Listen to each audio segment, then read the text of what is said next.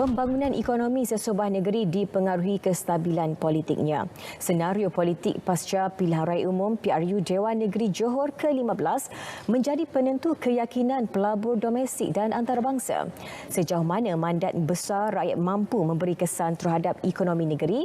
Wartawan Nur Azizah Rahman ada perinciannya.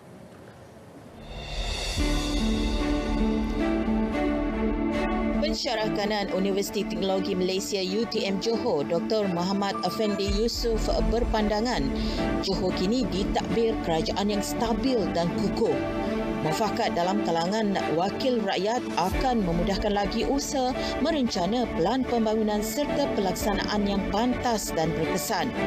Hasilnya, segala inisiatif dalam pembangunan ekonomi negeri menjadi lebih terancang sekaligus mempengaruhi pelabur untuk mengintai peluang pelaburan demi manfaat banyak pihak, terutamanya rakyat negeri Johor.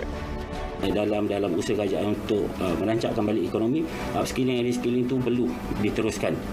Kalau kita lihat belanjawan sebelum-sebelum ini, sejumlah belanjawan telah diletak, disediakan untuk program upskilling dan reskilling ini.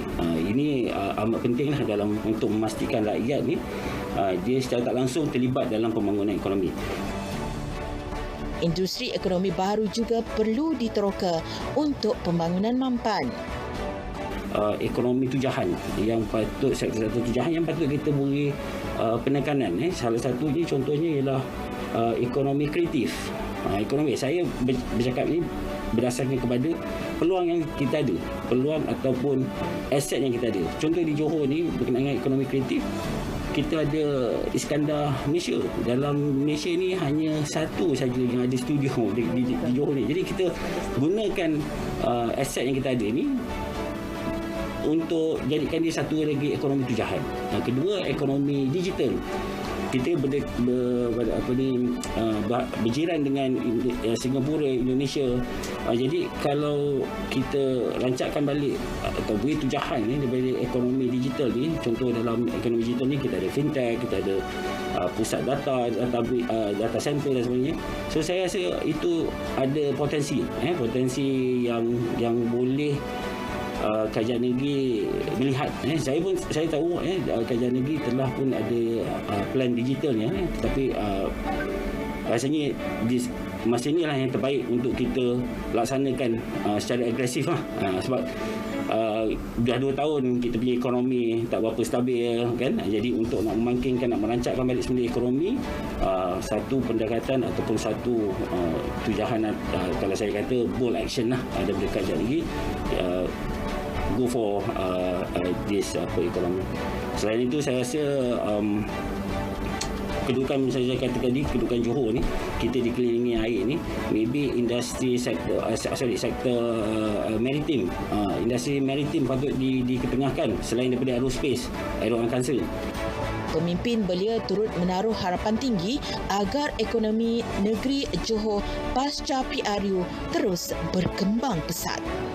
Seluruh bangsa itu mendapat manfaat ekonomi, Melayu, Cina, India, dan juga seluruh agama lain, dan ini memberikan satu imej baru, imej bangsa Johor yang kuat, bukan sahaja kuat dalamannya, kuat luarannya, kuat ekonominya, kuat pendidikannya.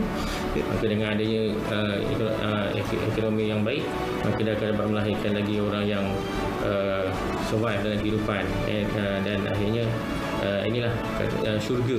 Dalam negeri Johor ada syurga untuk orang datang berniaga dan juga menambahkan lagi pendapatan daripada yang berlaku baru-baru ini dalam PRN Johor. Mandat yang diberikan rakyat pada pilihan raya umum ke-15 Dewan Negeri Johor memberikan isyarat penting kepada keperluan kestabilan politik kepada negara.